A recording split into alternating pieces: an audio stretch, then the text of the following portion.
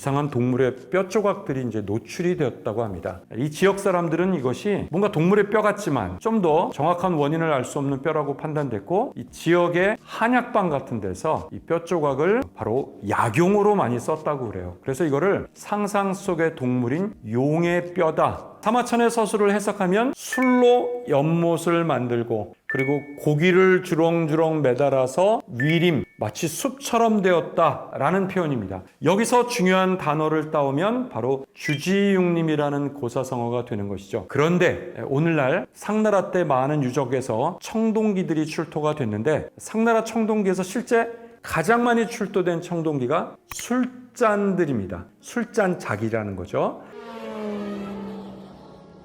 네, 안녕하세요. 전남대 사학과 이성원입니다. 중국 고대사, 중세사를 연구하고 교육하고 있습니다. 반갑습니다.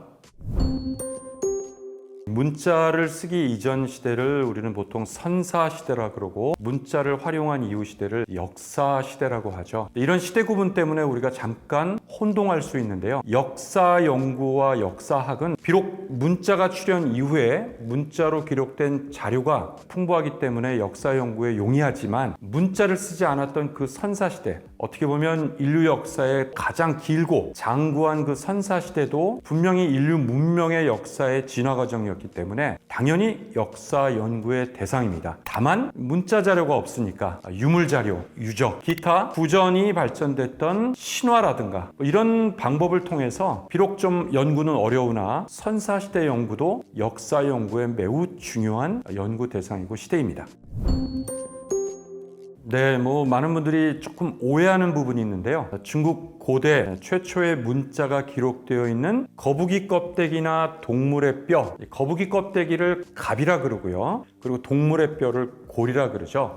동아시아 최초의 문자인 이 문자가 바로 거북이 껍데기와 동물의 뼈에 기록돼서 갑골문이라고 하는데요. 이 거북이 껍데기는 등껍데기가 아니라 평평한 배껍데기를 주로 쓰는 거겠죠. 동물의 뼈도 넓은 견갑골처럼 평평한 그런 부분에 글자를 쓰기가 좋겠죠. 대퇴골, 견갑골 이런 부분에 고대 중국인들이 문자를 기록하게 됐는데요. 바로 이것이 동아시아 최초의 문자였고, 그리고 이 문자를 해석해 보았더니 이 문자는 동아시아 초기 왕조였던 상나라에서 국가의 여러 대소사를 결정할 때 왕과 그리고 무축들, 사관들이나 무축들이 신에게 신탁을 하고 신이 결정해준 그 점괘를 활용해서 국가의 대소사를 결정했다는 겁니다. 그럴 때 거북이 껍데기나 동물의 뼈가 바로 신탁의 수단이기도 하고, 그리고 거북이 껍데기의 홈에 열을 가해서 갈라지는 모양을 보고 기라고 흉한지를 바로 점괘를 읽었다라고 하는 것입니다. 그런 의미에서 이런 갑골문의 내용에 따라서 이것을 복사,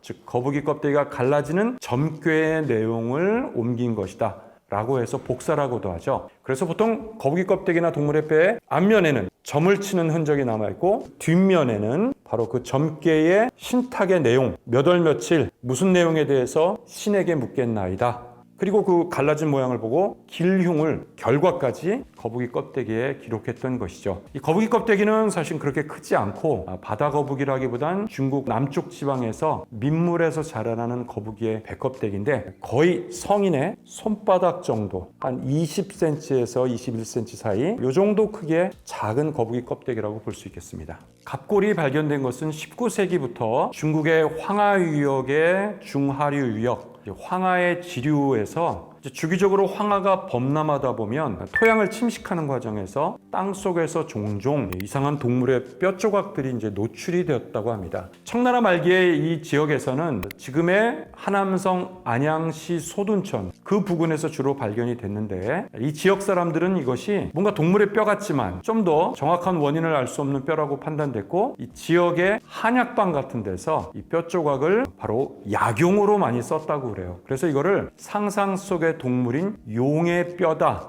그래서 이제 용골이라고 불러서 약재상들이 이거를 수집하고 또 약용으로 갈아서 약에 썼다는 거죠. 그러나 청나라 후기에 고증학자나 근문학자들, 즉 고대 문자의 조예가 깊은 그런 고증학자들이 이 거북이 껍데기나 동물의 뼈의 표면에 뭔가 이상한 날카로운 거로 긁어놓은 듯한 흔적. 처음에는 그것이 문자라고 판단은 안 됐지만 그 몇 가지의 용례들을 계속 보다 보니까 이것이 우리가 미처 몰랐던 가장 초기의 문자일 수도 있다. 바로 우리가 쓰는 한자의 기원이 될 수 있다라는 판단이 들고 드디어 이것을 집중적으로 연구하기 시작했습니다. 이제 해독도 하게 되고요. 그러다가 1920년대 후반에 드디어 본격적으로 이 지역의 고고 발굴하는 과정에서 안양시 소둔천 이 부근에서 대량의 동물의 뼈와 거북이 껍데기가 한꺼번에 발견이 된 거죠. 그리고 청동기가 발견이 되면서 여기가 바로 우리가 알고 있었던 사마천사기에 기록됐던 고대의 국가, 바로 상나라. 사마천은 이것을 은나라라고 표현을 했는데요. 상나라 후기의 수도, 바로 은어유적이었음이 밝혀지게 되었습니다.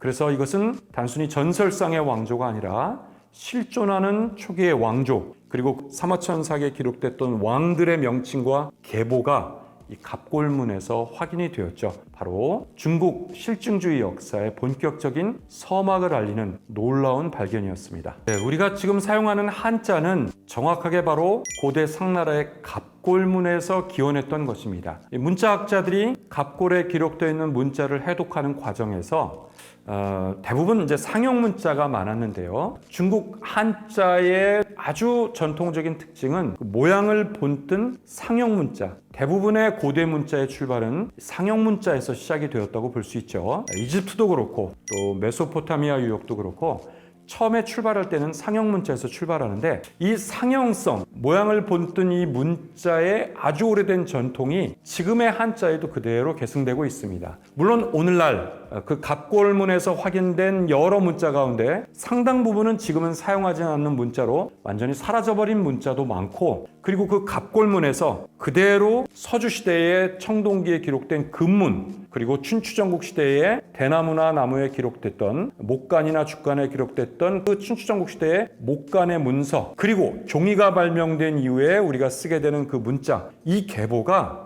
거의 상나라의 갑골문하고 연결되고 있습니다. 물론 그 사이에 다시 시대의 필요에 따라서 많은 문자들이 새로 조합이 되고 뜻글자, 소리글자, 또 여러 가지 가차자들이 만들어지게 되면서 오늘날의 한자로 지속적으로 발전을 하다가 대략 2000여 년 전 기원후 1세기 시대에 중국 후한 시대 때 허신이라는 사람이 일종의 문자에 대한 사전, 약간 옥편 정도라고 하기에는 상당한 고금의 문헌들의 용례까지 포함해서 지금의 한자의 뜻풀이와 용례와 음차까지 모든 걸 종합한 바로 설문해자라는 책을 편찬하게 되었습니다. 설문해자, 즉 문자를 설명하고 해석한다, 혹은 문자를 해설한다, 그 말이죠. 설문해자라는 책을 편찬하게 되면서 후한시대경이면 바로 오늘날의 한자의 일단 용례와 그 문자의 개수들이 딱 정립이 되었다고 볼 수가 있겠습니다.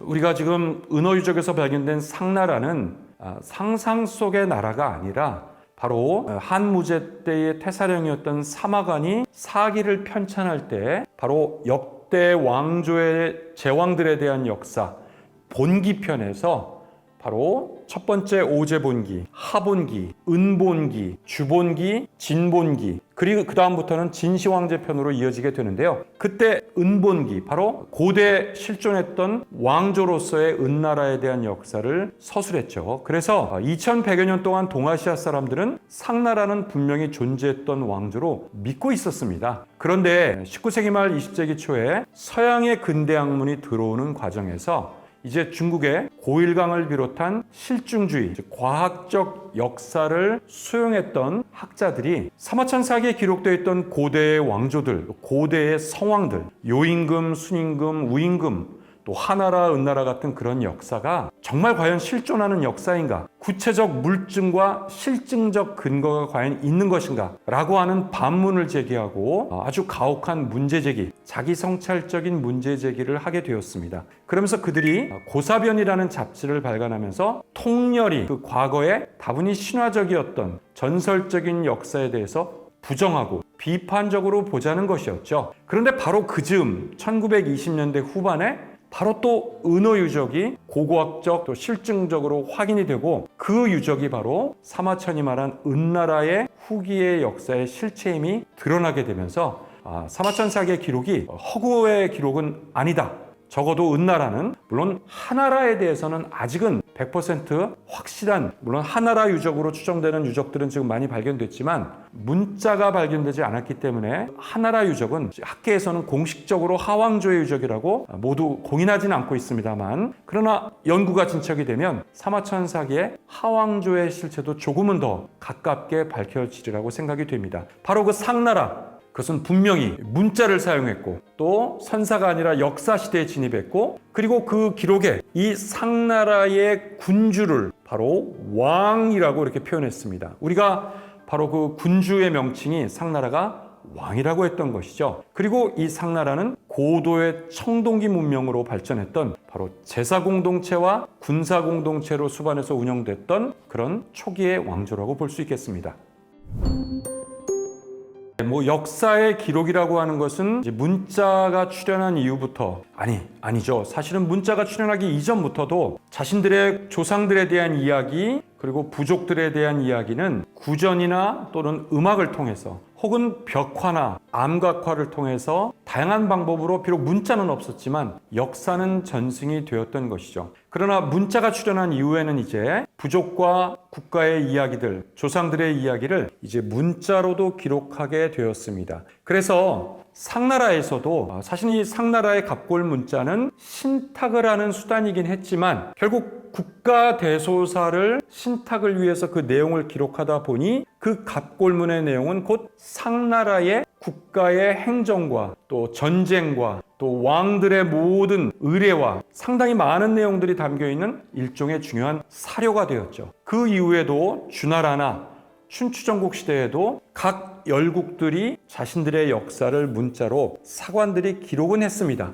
그런 역사의 기록 가운데 춘추전국 시대 때 춘추의 노나라의 역사를 기록한 춘추라는 역사책이 동아시아에서는 가장 역사의 전범이고 모범으로 되어 있었던 것이죠. 그런데 드디어 중국이 진시황제가 천하를 통일하면서 하나의 제국, 하나의 왕조로 통합이 되는 역사를 만들고, 그리고 진시황제가 천하를 통일했음에도 불구하고 15년 만에 무너지고 곧이어 두 번째 출현한 제국, 바로 400년간 이어졌던 중국의 가장 장구한 한나라, 그리고 고대 제국의 완성이었던 그 한나라에서 그 한제국의 번영의 정점이었던 한무제 시기에 바로 국가의 역사의 최고 담당자인 태사령이라는 관직에 있었던 사마천이 고금에 전해지는 중국의 모든 역사를 집대성해서 바로 신화적인 삼왕오제 시대에서부터 사마천이 살고 있었던 한무제 때까지의 고금의 역사를 집대성해서 하나의 역사를 완성하고자 하는 그런 야망을 갖고 아버지 사마담에 이어서 이 위대한 역사서를 완성하게 됐던 것이죠. 이게 바로 중국 역사에서 국가의 관습 편찬된 전통에 의해서 사관이 편찬한 바로 정사의 효시가 됐고, 비록 그 이후에 중국 역대 왕조가 이 전통을 따라서 청말까지 25사라고 하는 역사서가 정사가 편찬돼서 동아시아의 정신 문명의 한 축에는 경의 세계가 있고 경전이죠. 그리고 또 한 축에 역사, 이걸 가리켜 경사의 문화라 하는데요. 이 사가 정신 문명의 한 축을 이뤘었던 그 모범의 시초가 바로 사마천의 사기와 역사의 편찬이라고 할 수가 있겠죠. 그래서 흔히 한자 문화권의 동아시아 역사의 아버지 사마천이라 그러고 정사의 효시를 바로 사기라고 하는 것이죠. 이런 전통이 나중에 한반도에도 영향을 줘서 고려시대 때 바로 김부식의 삼국사기라고 하는 그런 역사서도 편찬되는 데 영향을 준 것 같습니다. 사관들도 결국 사람이기 때문에 완벽할 수는 없고, 그리고 사관들이 기록한 역사가 정말 100% 실증의 역사라고 다 자신할 수도 물론 없겠죠. 거기에 허구가 있을 수도 있겠지만 동아시아 역사 서술의 오랜 전통이 있는데요. 하나는 직필의 전통입니다. 이 직필의 전통을 우리는 춘추에서 읽을 수가 있는데, 사관들은 있는 사실만을 기록한다. 거짓이나 또는 외압이나 정치적인 어떤 목적을 위해서 진실을 왜곡하는 역사를 기록하지 않고 있는 사실만을 기록한다. 심지어 사관들은 목숨을 걸고, 자신의 목숨을 걸고라도 직필을 한다라는 그런 전통이 있다라고 그래요. 물론 모든 사관들이 다 직필의 전통을 지켰다고는 할 수는 없겠지만 그게 바로 사관들의 가장 중요한 직분이고 의무라는 것이죠. 또 하나 중요한 사관들의 전통에는 포편의 기록이라는 것입니다. 모든 일을 기록할 수도 없고 대신 평범하고 노멀한 일상을 기록하는 것이 아니라 분명히 역사에 기록하여 후대의 모범이 되고 포상할 만한, 칭찬받을 만한 중요한 기록, 이거를 포라 그러고요. 그리고 이 기록을 남겨 교훈이 되고 다시는 절대 이러한 악패가 일어나지 않도록 하기 위해서 훗날에 교훈이 되도록 하는 아주 잘못된 것들도 기록한다. 폄하하고 비평하는 글, 이거를 폄이라고 하는 것이죠. 바로 역사 기록은 포와 폄이라고 하는 이 전통이 춘추에도 관철됐다. 바로 이러한 전통을 사마천도 계승해서 춘추의 계승의식을 갖고 가능한 한 직필과 포편을 기록하겠다라고 하는 것이죠. 물론 사마천의 사기가 정말 가장 직필과 포편을 잘 지켰는가라는 것은 또 다른 평가인데, 저는 개인적으로 볼 때 사마천의 사기는 춘추의 직필과 포편의 전통을 계승하면서도 이 이야기를 편년체로 기록된 역사의 단점을 보완하기 위해서 기사전말, 즉 사건과 인물의 시작부터 끝까지를 일맥상통하게 기록할 수 있는 특히 좌전의 그런 전통들을 계승해서 사마천은 그 전에 서술의 방식을 계승하고, 그리고 사마천은 그 130권의 분량 가운데, 전체 130권 분량 가운데 본기, 세가, 열전을 모두 포함하여 112권의 분량을 결국 사람들의 역사, 결국 역사의 가장 중요한 것은 시간과 공간도 있고 제도도 있지만 가장 중요한 것은 인간들, 역사의 주체가 만들어가는 역사이다라는 바로 인간에 초점을 둔, 그래서 이 사마천의 사기의 서술 방식을 본기의 기와 특히 열전의 전을 따와서 기전체 서술이라고 하는 아주 중요한 역사 서술의 구성과 형식을 완성하게 되었던 것입니다. 네, 사마천 사기의 굉장한 매력은 동아시아의 많은 사대부들이 고금을 통틀어서 사마천의 사기를 매우 애독하고 즐겨 읽었다라고 하는데요. 사마천 사기 이후에도 한서, 후한서, 삼국지를 비롯한 정사의 전통이 이어졌음에도 불구하고 많은 사대부들은 사마천의 사기를 매우 애독했다라고 그래요. 그 중요한 이유는 사마천이 사기를 서술한 그 방식은 상당히 매력적인, 바로 2100여 년 전에 그 초기의 한자를 상당히 은유적이고 비유적이며 때로는 메타포를 활용해서, 그리고 절묘한 한자를 구성을 해서 서술을 하게 됐다는 것이요. 그래서 사마천 사기의 이 서술의 중요한 문자들을 조합하게 되면 우리가 지금도 중요한 수식어, 레토릭으로 사용하는 많은 고사성어들이 사마천 사기에서 나오고 있다는 것입니다. 그만큼 매력적인 문학적 서술이라는 것이죠. 예를 들면 상나라가 멸망하고 주나라가 이 상나라를 멸망시킬 때 상나라가 왜 멸망할 수밖에 없는가라는 것을 바로 서술할 때 바로 상나라의 역사를 서술한 은본기 뒷부분에 보게 되면 은나라의 마지막 왕이 주왕이라 그러죠. 거왕 주왕 할 때 그 주왕이 얼마나 정사를 돌보지 않고 사치스럽고 방탕하게 생활을 했는지 그 은나라 왕실에서는 이주위지 현육 위림이라고 이렇게 서술을 했는데요. 이 사마천의 서술을 해석하면 술로 연못을 만들고 그리고 고기를 주렁주렁 매달아서 위림, 마치 숲처럼 되었다라는 표현입니다. 여기서 중요한 단어를 따오면 바로 주지육림이라는 고사성어가 되는 것이죠. 그만큼 술을 마시고 이 지배계층들이 왕실에서, 그리고 아마도 술안주 같은 고기들을 여기저기 걸어놔서 마치 너무 고기들을 많이 안주들을 놓으니까 숲처럼 되었다라는 것이죠. 그리고 방탕하게 옷을 벗고 음란한 행위를 했다라고 그렇게 기록을 했는데, 이 표현을 후대인들이 매우 흥미로우면서도 정말로 주지육림은 일종의 좀 과장도 있겠죠. 그러나 거기에서 한자의 용례를 방탕하고 폭정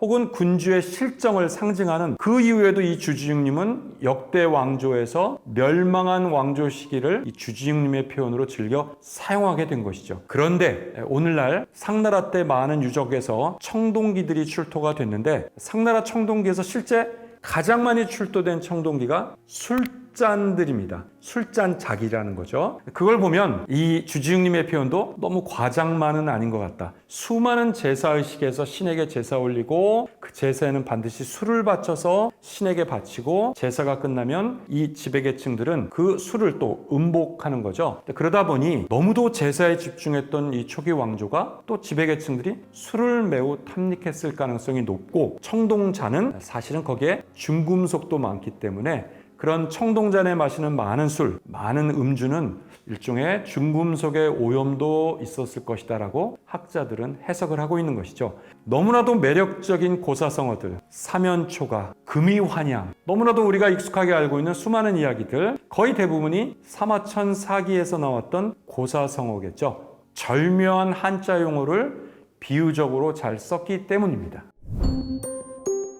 가령 춘추전국 시대에 무려 백수십여 개의 그 독립적이고 일부는 주나라 왕실의 동성제후들이 다수를 차지하고 있고 외곽에는 이성제후들로 구성되는 수많은 읍제국가들이 있었습니다. 그 읍제국가들마다 그 안에 사관들이 각자 자기들의 나라들의 역사를 기록하고 그리고 그 사관들은 주기적으로 일정하게 정례적으로 각 나라들을 서로 돌아다니고 순방하면서 자기들의 역사의 이야기를 각 나라에게 전달하고 공지했다라고 하는데 이거를 사료 용어에서는 고라고 합니다. 고하다, 뭐를 알려주다라고 하는 고하다라는 고가 사관들이 열국 간에 자신들의 역사를 알려준다는 거죠. 그래서 가령 춘추시대의 노나라의 역사책인 춘추도 노나라의 역사만이 아니라 중원을 비롯한 여러 춘추 열국들의 역사가 사관들이 각각 자신들의 역사, 자국의 역사를 알려주기 때문에 그거를 노나라 사관들도 받아서 기록했기 때문에 노나라의 역사책 춘추 안에는 여러 열국들의 역사가 있었던 것이죠. 그러다가 진시황제가